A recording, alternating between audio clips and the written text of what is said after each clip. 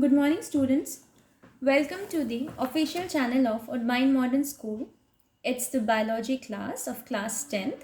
It's lecture number 1 of chapter 7 named Control and Coordination. So today's chapter is chapter 7 Control and Coordination. So these are the topics which I have listed which we will be covered during this lecture. So first we'll start from animals' nervous system.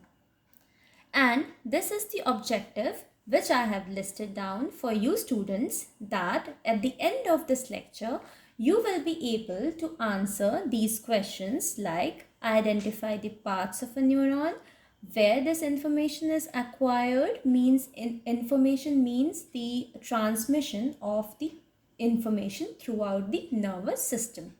Third is through which information travels as an electrical impulse, means how this electrical impulse is generated and will travel through the neurons. Fourth is where this impulse must be converted into a chemical signal for onward transmission. And fifth and the last topic of this lecture will be reflex actions.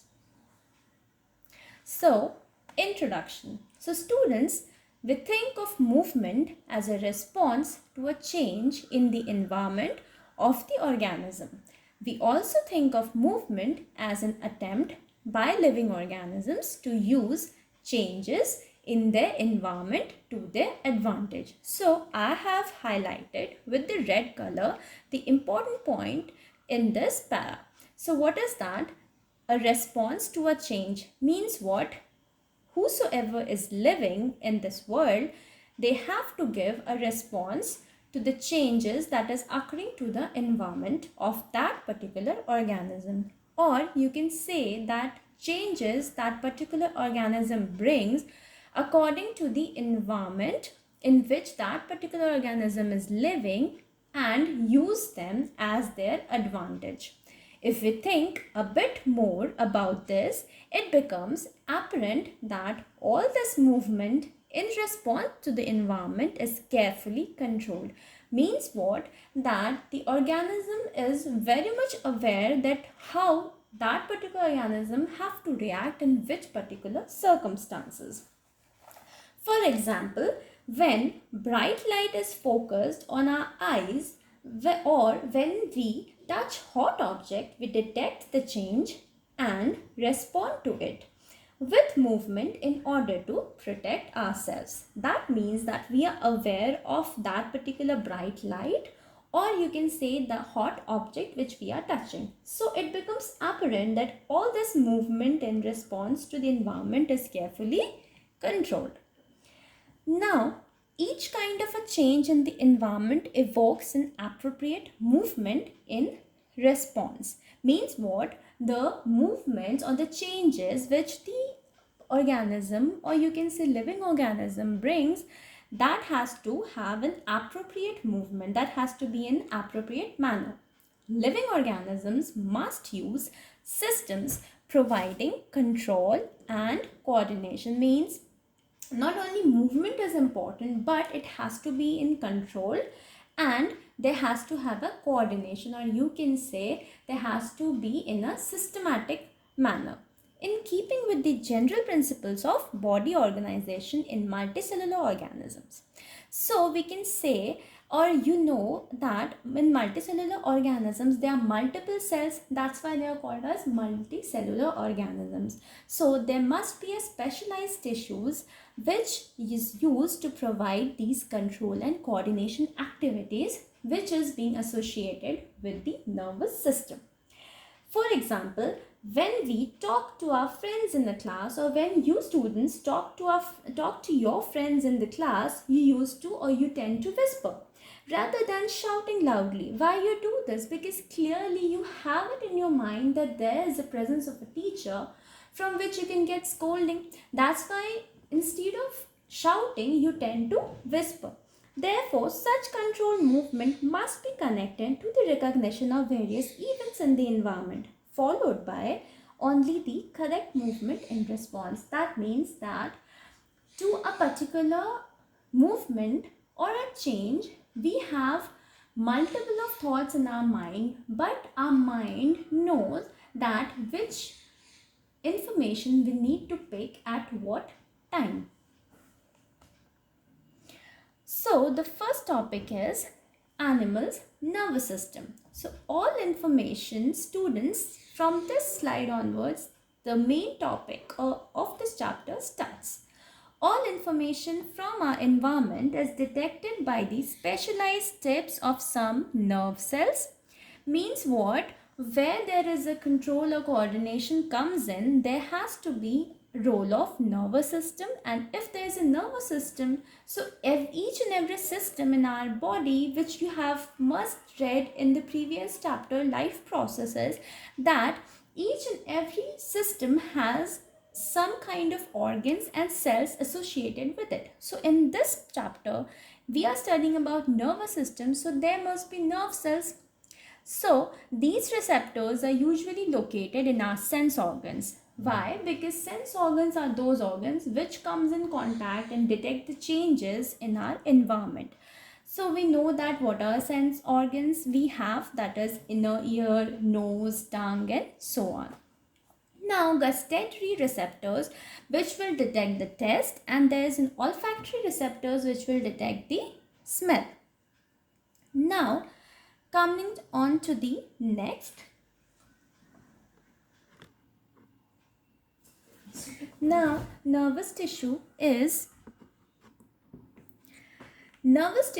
made up of an organized network for nerve cells or neurons. Students, you have to know this, that the organized network of nerve cells, or you can say neurons, means what? Neurons can also be named as nerve cells, because in the further, when we will proceed with this lecture, I'll use the term neurons instead of nerve cells. So you must be aware that nerve cell is another name for neurons and is specialized for conducting information. As I have told you that this is the specialized cell of nervous system, and nervous system have a function to transfer the information via electrical impulse from one part of the body to another. So now in this particular slide, we will be talking about the structure of a typical neuron and the neuromuscular junction. So first let us see what are the parts which are present inside the nerve cell. So students, you know that a cell will always possess a nucleus. So here you can see this is spot, this is nucleus, and the remaining part, you can say cytoplasm of the cell, is being denoted as cell body, and the branch-like structure you can see here that emerges from the cell body is known as dendrite. Students, this dendrite is very much important because these dendrite will help in fetching the signals from other parts and let know this, and this neuron will know that, oh, there is an electrical impulse on which I have to act. And further, this cell body will elongate itself to form an axon. You can see the axon part, and this axon will further lead finally to the nerve endings. Now this branch like structures are the endings, and students, this ending is very much important because on this ending it depends on the transfer of the electrical impulse. So this ending has been elongated here, and you can see this ending here. You can see that it's what? It's a neuromuscular junction. Junction means any point where two things meet together is known as junction. So it's neuromuscular junction. Why? Because it is made up of neuron and muscles. Neurons and muscles are meeting here. That's why this junction is called neuromuscular junction. Here you can see this axon, and this is the muscle fibers, because this is a muscle. So muscles has been made up of muscle fibers. It has to be there. And then there are capillaries. So students, this is all about the structure of neuron and neuromuscular junction. And one more thing is very much important, that there is a presence of mitochondria in these particular nerve endings. Why? Because you know that each and every activity in a living body is being managed with the help of a energy currency which is known as ATP, adenosine triphosphate. And for that, mitochondria is very important because mitochondria produces ATP, which will provide energy for this activity. Now, I have created a flowchart out of the textbook of NCERT so that you get to know or have a clear idea of how this electrical impulse gets transferred from one neuron to another or one cell to the other cell. So this is the general scheme of how nerve impulses travel in the body. So information, first we will get any information or any signal from outside that acquired at the end of the dendritic tip of nerve cell. As I have told you earlier, this is the end tip of dendritic cell. Here you will get the information. After that, sets off a chemical reaction that creates an electrical impulse. Here this, after receiving this dendritic cells, this will create a chemical reaction, and this chemical reaction will generate an electrical impulse. This electrical impulse travels from dendritic to the cell body, and from cell body then move to the axon to its end. You can see from axon to its nerve ending. After that, at the end of the axon, the electrical impulse again sets off the release of some chemicals. These chemicals are usually the neurotransmitters. Now students, there's a very common neurotransmitter named acetylcholine, or you can say capital A small c H, acetylcholine or ACH. These chemicals cross the gap or synapse. Now the gap between the two neurons is known as synapse or gap, and start a similar electrical impulse in the dendrite of the next neuron. After that, a similar synapse finally allows delivery of such impulses from neurons to other muscle cells of the glands. Now, either muscle cells or the glands will produce whatever signal is or whatever function is being required out of that particular cell or gland. This is all about the transfer of impulses through one neuron to another. Now, our main major topic after the neuron is the reflex action. So what happens in reflex action? So first we will get to know about this term reflex, because we know that action means any activity that we do. So what is reflex? Reflex is a word we use very commonly when we talk about some sudden action in response to something in the environment. For example, if we touch a hot object, we gradually or we instantly just withdraw our hand. If we touch something hot, we simultaneously used to do it like, oh shit, I have touched something very hot. So sudden action in response to something in the environment. Now example is, I was so hungry my mouth started watering reflexly. This is a situation where we are responding with some action to changes in our environment. So this is a situation where we are responding with some action to changes in our body, but in very quick manner or in a very fast movement is termed as reflex action. Like for example, touching a flame is an urgent and dangerous situation for us. Obviously students, if we touch a flame or anything which is very hot, it's a very dangerous situation for us, and we need to withdraw our hand or any part whatever is associated with that particular object to withdraw it as soon as possible.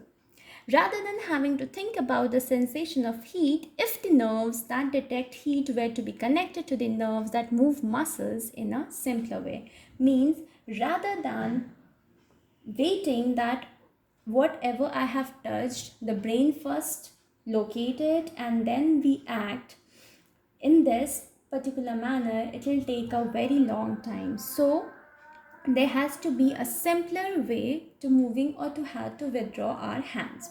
The process of detecting the signal or the input and responding to it by an output action might be completed quickly. It need to complete quickly. Such a connection is commonly called a reflex arc.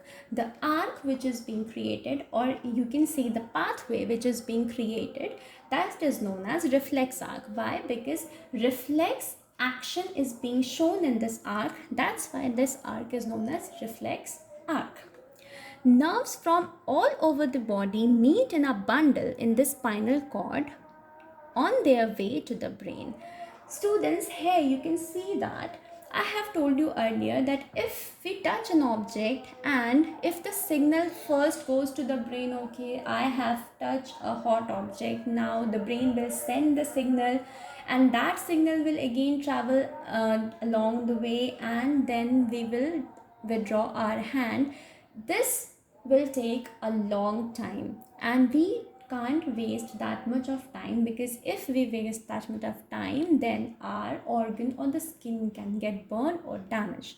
That's why there is a need that in between the brain and our hand or our feet or our senses, there has to be a midway or a mid center from where we can report it, okay, this thing has happened to me and I need a first aid kind of thing. Instead of going in hospital, now we need to have first aid, then we can go to that. And you can understand with an easy example that when any needle or something prick in our hand, then what we do, we first to do the first aid, and then we go to the doctor, and then they used to say ki, okay, you can have the tetanus injection and all. So this is the scenario. So for that, or you can say the first aid thing is being done by this spinal cord itself, although the information input also goes on to the brain as well, because ultimately we have to go to the doctor, but it's a later on case. However, even after complex neuron network